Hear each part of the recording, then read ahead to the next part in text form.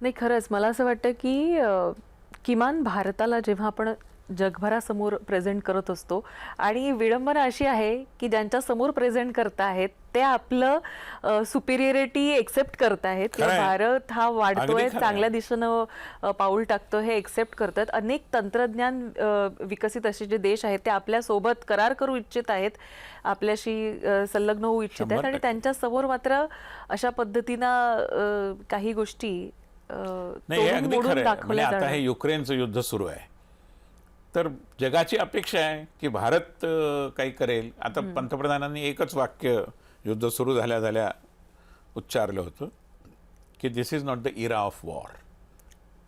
सध्याचं युग हे युद्ध खेळण्याचं युग नाही. आणि सगळ्यांनी त्यांची री ओढली की मोदी म्हणतात ते बरोबर आहे, this is not the era of war.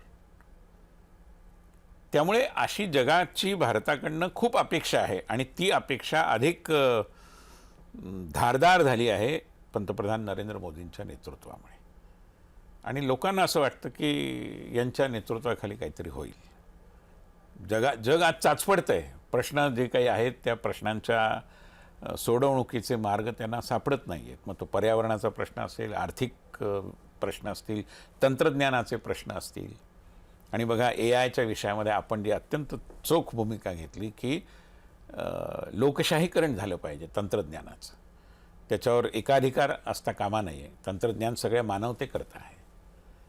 त्याला कोणाही विरोध करू शकलं नाही. सगळ्या देशांनी सह्या केल्या जे काही स्टेटमेंट निघालं त्यानंतर. खरं. आणि मला असं वाटतं की इतका आपली प्रदीर्घ आपली कारकीर्द आहे, आपण पाहिलेलं आहे की गेल्या 10 वर्षांमध्ये 10-12 वर्षांमध्ये आपण बघतोय की ज्या मोठ्या प्रमाणावर भारतातल्या बाहेरून अनेक राष्ट्रांचे राष्ट्राध्यक्ष इथं येऊन गेले, तितके पूर्वी या आधी कधीच नाही आले. तितके पूर्वी आले नव्हते हा तर भाग आहेच. पण पंतप्रधान म्हणून नरेंद्र मोदी ज्या ज्या देशात गेले त्या त्या देशांनी त्यांचे सर्वोच्च बहुमान मोदींना दिले, हे देखील काही कमी उल्लेखनीय नाही. अगदी इस्लामिक देशांनी देखील.